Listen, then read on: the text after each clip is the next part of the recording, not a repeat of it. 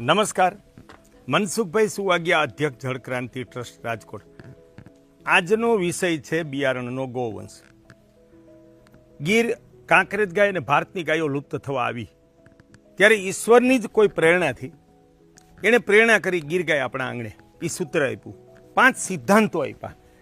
ગાયને આંગણે પાડો, જાતવાન નંદીથી સંવર્ધન કરો, માતાના ગર્ભથી જીવન પર્યંત ગાયના દૂધ ઘી છાશ ખાઓ, ગાયના છાણ ગૌમૂત્ર બળદથી પ્રાકૃતિક કૃષિ કરો, ગાય આધારિત કૃષિ, અને જળ સમસ્યા મુક્ત ગામ કરો. આ નક્કર સિદ્ધાંતથી કોઈ પુણ્યની સેવાની વાત વિના, સેવાની વાત બરાબર છે. અમે 6000 ગામમાં ગયા અને ગાયની દિવ્ય ગુણ સમજાવ્યા, લુપ્તતાના કારણો સમજાવ્યા, પુનઃ નિર્માણની યોજના સમજાવી, અને ઈશ્વરની કૃપાથી અમે ગીર ગાય ગ્રંથ, કાંકરેજ ગાય ગ્રંથ, ગો સત્વ જે ગાયના દૂધ ઘીના ગુણની પુસ્તિકા છે, અને છેલ્લે ગો વેદ લખી શક્યા. એની 8 લાખથી વધુ નકલનું ભારતમાં વિતરણ થયું. ત્યારે જે પરિવર્તન આવ્યું ને આપની સામે મૂકવું છે કે 2000માં અભિયાન શરૂ કર્યું.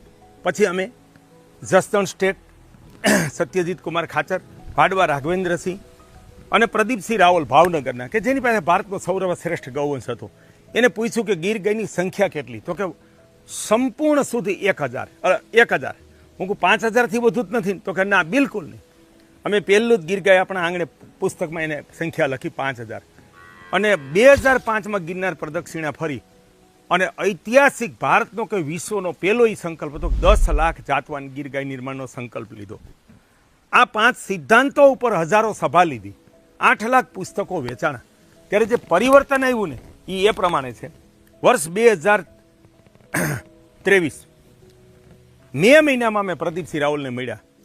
ત્યારે એણે કીધું કે જેની પાસે ભારતની સર્વશ્રેષ્ઠ ગાયો છે એ બધા જાણે છે હતી, એ કે મારી ગાય હું 200 થી 800 રૂપિયામાં આપતો હતો, ક્યારેક 1500 રૂપિયા આવતા, અને આજે હું ગાયની 15 લાખ રૂપિયા આવે છે. 10 મહિનાના વર્ષદીના વાછડાના 10 લાખ આવે છે, બહુ સારો 15 લાખ આવે છે. અને મારા નંદી એ કે 25 લાખથી લઈને 50 લાખમાં વેચાય છે, ને મારો નંદ છે ને એ તો 1 કરોડમાં મંગાણો. આ મારું આત્મનિવેદન છે, કોઈ પ્રશંસા નથી. એ કે આ મનસુખભાઈ સુવાગ્યાના આ ગીર ગાય અભિયાનને આભારી છે. જો આ એણે અભિયાન ના ઉપાડ્યો તો ગીર ગાય લુપ્ત થઈ જતા. આ લખાણ પણ અમારી પાસે પડ્યું છે. ત્યારે અનેક લોકોએ ગાય પાડવાનું શરૂ કર્યું અને અનેક બ્રીડરો ઊભા થયા, ગૌ સંવર્ધક. એ ખુશીની વાત છે. પણ એ બધા જ કઈ ગાયનો નંદી રાખે છે? તો કે એકદમ આમ મોટા ગોળ ટોપલિયા માથાવાળી હોય, મોટા કાનવાળી હોય અને ઝાઝું દૂધ હોય. આ પરખ અધૂરી છે. અમે એના અભ્યાસથી જોયું અને આખું વિશ્વ ખોટા માર્ગે છે. યુરોપની પ્રજા 5 જ વેતર, ભારત સિવાયના બધા દુનિયાના દેશો 5 વેતર ગાયને દોઈને કાપી નાખે છે.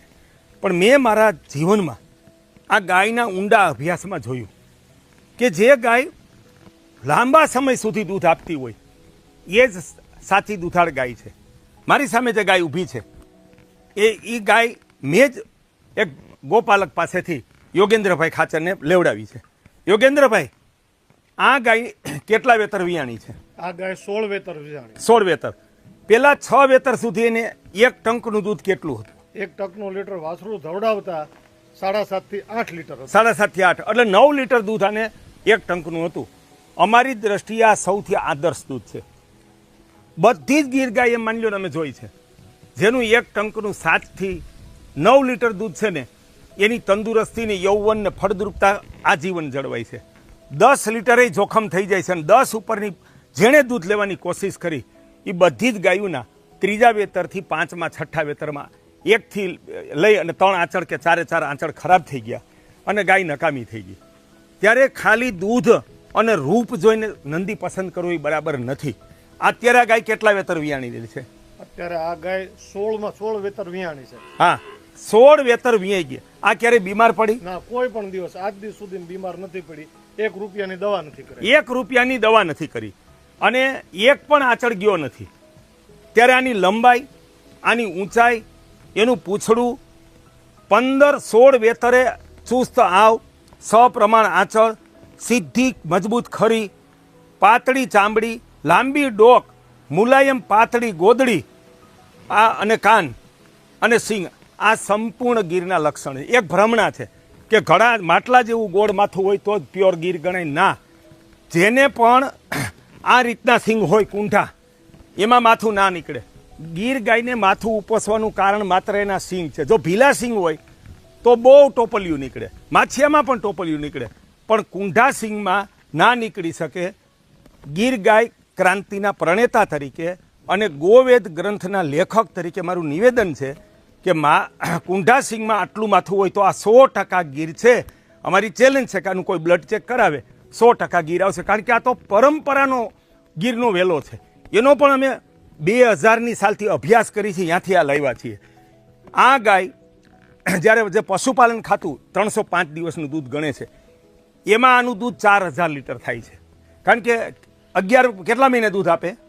11 મહિના પાકા દૂધ. પાકા 11 મહિના. અને કેટલો સમય મૂકવી પડે?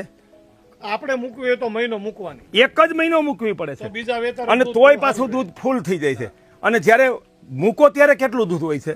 જ્યારે દૂધ મૂકવી બરોબર છે, જ્યારે દોવાનું આપણે મૂકી દેવી ત્યારે લગભગ 5.5 થી 6 લીટર તો હોય જ છે આખા દિવસનું. આખા. આ 2 ટંકનું થઈને. ના, એ સવારે તમારે ગણતરી કરો તો સવારે 5 લીટર હોય છે, સાંજે 5 લીટર હોય. જ્યારે પડતી મૂકો ત્યારે આપણે માની લો ને 7 લીટર જ આખા દિવસનું ગણી લ્યો. શરૂઆતમાં 18 ને મૂકતી વખતે 7 એટલે 25, એનું અડધું 12.5 લીટરની સરાસરી થાય છે. તમે ગમે પશુ વૈજ્ઞાનિકને પૂછો કે 12.5 લીટર હોય ને 305 દિવસનું દૂધ ગણે તો 4000 લીટર દૂધ. તમે ભૂતવળ ને જુનાગઢ ફાર્મમાં સરકારીમાં જોઈ આવો કે 4000 લીટર દૂધ 305 દીમાં કરનારી ગાયું તમને બહુ આંગળીના વેઠે ગણાય એટલી મળશે. એટલે ગાય દૂધ ઉત્પાદનમાં શ્રેષ્ઠ છે. પછી નિરોગીતામાં એને 100માંથી 100 માર્ક આપી શકાય. અને એના કરતાં વિશેષ એની ફળદ્રુપતા, ફર્ટિલિટી, કે જે ગાય 16 બચ્ચાને જન્મ આપી શકે ત્યાં સુધી એ ગરમીમાં આવે, ઉત્તમ બચ્ચાને જન્મ આપે, પૂર્ણ દૂધ ઉત્પાદન આપે. આ જ સાચા લક્ષણ છે. મારે બ્રીડરોને કહેવું છે કે જો મારે નંદી પસંદ કરવાનો હોય તો જે ગાય 8 વેતર પછી દુધાળ હોય, તંદુરસ્ત હોય, જેના આ વાંચળ સલામત હોય, એનો જ હું નંદી પાસ કરું. આ નંદી પાસ કરવાના લક્ષણો છે કે ભાઈ દૂધ ઉત્પાદન, અતિ દૂધ. ભારતના ગીર અને કાંકરેજ કે કોઈ ગૌવંશનું દૂધ 20 લીટર ઉપર લીધા જેવું નથી. અમે અહીંયા અને પંજાબની સાહિવાલમાં પણ જોઈ લીધું કે જે ભારતના સૌથી દૂધાળ ગૌવંશ છે, કાંકરેજમાંય જોઈ લીધું કે 1 ટંકનું 12 લીટર દૂધ કરાવવા ગયા ને પછી આંચળ ખરાબ થયા છે, વંધ્યત્વ આવ્યું છે, ગર્ભાશય ખરાબ થઈ ગયું છે અને ગાયના અકાળ મૃત્યુ પાર વગરના થયા છે. ગાયનું આદર્શ દૂધ ઉત્પાદન દૈનિક 15 થી 20 લીટર છે. એ રીતે શ્રેષ્ઠ દુધાળ ગૌવંશ છે, પૂર્ણ નિરોગી, 100માંથી 100 માર્ક નિરોગી છે. અને ફળદ્રુપતામાં 10,000 પ્યોર ગીરની ગાય બ્રીડની ગોતીએ એમાં પહેલો નંબર છે. મારું સદભાગ્ય છે કે આનો વાછડો જેને પ્રદીપસિંહ રાવલના સારામાં સારા નંદીનું બીજ મૂકેલું એ અત્યારે મારી ફ્લોટેક કંપનીમાં નંદી તરીકે આવ્યો છે. હું આપ સૌને એ જોવા તેડાવીશ. ત્યારે આ લક્ષણો જોઈને કે દૂધ ઉત્પાદન શ્રેષ્ઠ હોય, સાથે 100% નિરોગીતા હોય, અને 8 વેતર પછી જેનું દૂધ ઝાઝું હોય, અને એમાં 10 વેતર પછી હોય ને એ તો શ્રેષ્ઠ. પ્રદીપ બાપાને ત્યાં પણ 10 વેતર સુધી જ સારું દૂધ હતું, ત્યારે એને 15 વેતર 16 વેતરે સારું દૂધ ઉત્પાદન છે. એટલે પ્રદીપ બાપાની જે શ્રેષ્ઠતમ ગાયો હતી ને એમાં અથવા એનાથી 10% વધુ માર્ક આપી શકાય એવી આ બિયારણનો ગૌવંશ છે. આપણે આ રીતે જો નંદી પસંદ કરશું આવી ગાયોના તો જે વંશ થશે એ દૂધાળ થશે, નિરોગી થશે, આજીવન દૂધ આપતો થશે.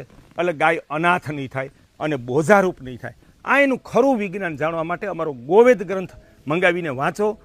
ગોવેદ મંગાવવા માટેનો નંબર છે 99,798,64,503. અને બીજા 2 લક્ષણ કહું કે ગાયના 10 વેતર સુધી આવ લબડ તૂટવું ન જોઈએ, ચુસ્ત રહેવું જોઈએ. અને ગાય દૂધ દોહનમાં પણ શાંત સ્વભાવની હોવી જોઈએ. ત્યારે 16 વર્ષે પણ ચુસ્ત આવશે અને દૂધ દોહનમાં પણ શાંત સ્વભાવની છે. એટલે જે ગોવેદમાં અમે બિયારણનો ગૌવંશ લખ્યો છે એના સંપૂર્ણ લક્ષણ ધરાવે છે. તમે ગોવેદ વાંચી બિયારણના ગૌવંશમાંથી નંદી પસંદ કરી અને આપણે સૌ ગીર, કાંકરેજ અને ભારતના ગૌવંશને દૂધાળ, નિરોગી અને કામધેનુ સ્વરૂપ સમૃદ્ધિદાતા બનાવીએ. મનસુખભાઈ સુવાગ્યા.